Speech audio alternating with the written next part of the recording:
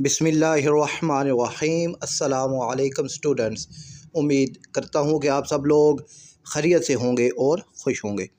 تو بچوں، میں نے اکثر ایگزام میں دیکھا ہے کہ بہت آسان سا سوال ہوتا ہے کہ پیراگراف پڑھ کر آخر میں دیے گئے سوالات کے جوابات لکھیں، مگر بچوں نے سوال کا جواب اور کچھ ہوتا ہے اور لکھا کچھ اور ہوتا ہے۔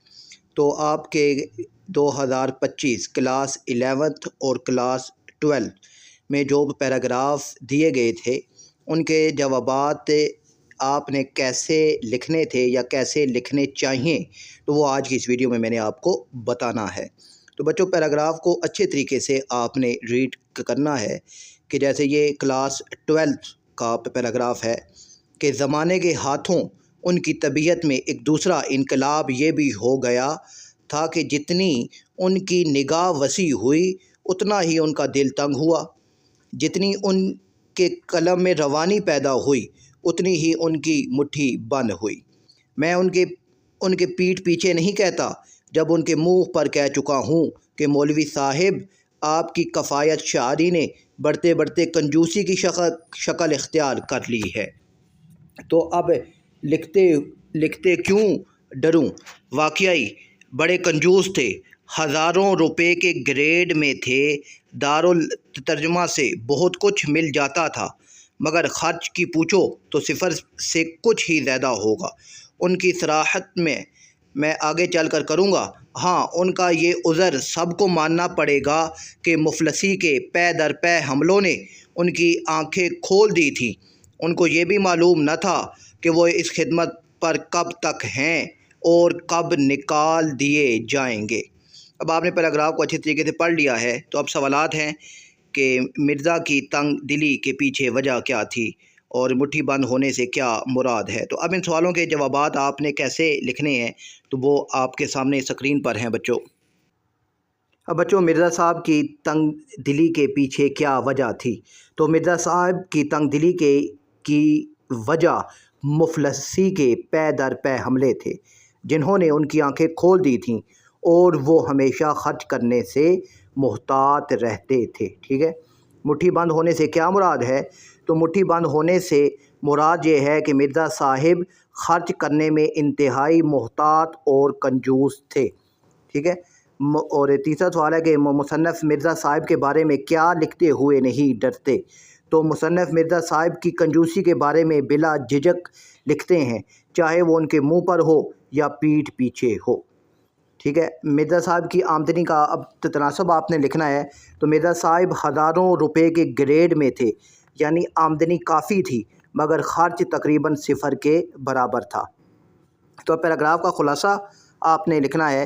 تو مرزا صاحب کے دل اور قلم کی ترقی کے باوجود وہ انتہائی کنجوس اور محتاط تھے، جس کی وجہ مفلسی کے خوف سے پیدا شدہ ان کی تنگ نظری تھی۔ اب یہ اس پیراگراف کا خلاصہ ہے جو آپ نے لکھنا ہے، اور اس کا اگر مرکزی خیال لکھنا ہو تو مرزا صاحب کی کنجوسی اور مالی احتیاط کی وجوہات اور ان کی شخصیت کا جائزہ اس پیراگراف میں لیا گیا ہے۔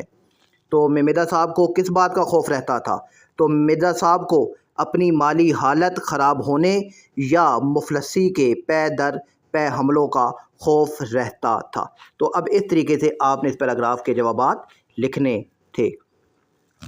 اور اب جو ہے بچوں کلاس 11، تو کلاس 11 کا جو پیراگراف ہے بچوں، اب وہ بھی میں آپ کے سامنے ایک دفعہ ریڈ کرتا ہوں اور پھر آپ کو اس کے بھی جو سوالات ہیں وہ بتاتا ہوں کہ آپ نے پیپر میں کیسے لکھنے ہیں۔ اب یہ کلاس 11 کا پیراگراف ہے بچوں آپ کے سامنے کہ حفاظتی عملے کے تنخواہ داروں نے خوب کہکے لگائے۔ ایک نے کہا اس کا دماغ ٹھکانے نہیں ہے، بہروپیہ ہے۔ بڑے افسر نے اپنے عملے کو حکم دیتے ہوئے کہا اس سے پوچھو کہ یہ کون ہے اور محمود صاحب کے ساتھ کھڑے ہو کر نماز پڑھنے کا ڈھونگ کیوں کر رہا ہے؟ پھر درگت بنانا ان کے حافظ میں محفوظ تھا، یعنی ان کے حافظے میں محفوظ تھا۔ وہ درگت انہوں نے شیدی کی بنائی، لاتیں مکے اور گھونسے مار مار کر اسے مواہ کر دیا۔ شیدی فرش گزین ہو گیا۔ انہوں نے اسے پھر اٹھا کر کھڑا کر دیا۔ اس کے منہ پر پانی کے چھینٹے مار کر اسے ہوش میں لے آئے۔ شیدی نے خون آلودہ آنکھیں کھول کر حفاظتی عملے کی طرف دیکھا۔ چاق و چوبند افسر نے اس کے بالوں کو مٹھی میں پکڑتے ہوئے کہا، بتاؤ تم کون ہو؟ محمود صاحب کے ساتھ کھڑے ہو کر نماز کیوں پڑھنا چاہتے ہو؟ شیدی بجھنے لگا۔ ایک لمحے کے لیے اس کی آنکھوں میں پر اسرار روشنی لوٹ آئی۔ اس نے ٹوٹے پھوٹے لہجے میں کہا، میں ایاز ہوں، میں ایک ہی صف میں کھڑا ہو کر محمود کے ساتھ نماز پڑھوں گا۔ اب یہ پیراگراف ہے، اور اب اس کے جو سوالات ہیں ان کے جوابات کیسے لکھنے ہیں تو وہ آپ کے سامنے اسکرین پر موجود ہیں بچوں۔ سوال ہے کہ حفاظتی عملے کے تنخواہ داروں کا کیا رویہ تھا؟ تو اس کا جو جواب آپ نے لکھنا ہے کہ انہوں نے شیدی پر کہکے لگائے اور اس کا مذاق اڑایا اور اسے بہروپیہ بھی کہا۔ یہ آپ نے اس کا جواب لکھنا ہے۔ دوسرا ہے کہ بڑے افسر نے اپنے عملے کو کیا حکم دیا اور کیوں؟ ٹھیک ہے، تو بڑے افسر نے عملے کو حکم دیا کہ شیدی سے پوچھا جائے وہ کون ہے اور محمود صاحب کے ساتھ نماز کیوں پڑھ رہا ہے تاکہ اس کی شناخت معلوم کی جا سکے۔ اور تیسرا سوال ہے کہ بڑے افسر کے عملے نے شیدی کے ساتھ کیا کیا؟ تو انہوں نے شیدی کو لاتیں، مکے اور گھونسے مار کر زمین پر گرا دیا، پھر اٹھا کر کھڑا کیا اور پانی کے چھینٹے مار کر ہوش میں لائے۔ اور پھر ہے جی، میں ایاز ہوں، میں ایک ہی صف میں کھڑا ہو کر محمود کے ساتھ نماز پڑھوں گا۔ اس جملے میں چھپے احساسات کی وضاحت کریں۔ تو اس میں جو احساسات ہیں کہ ہمت، استقلال اور عقیدت کا اظہار ہے۔ شیدی اپنے مقصد پر قائم رہنے کا جذبہ دکھا رہا ہے۔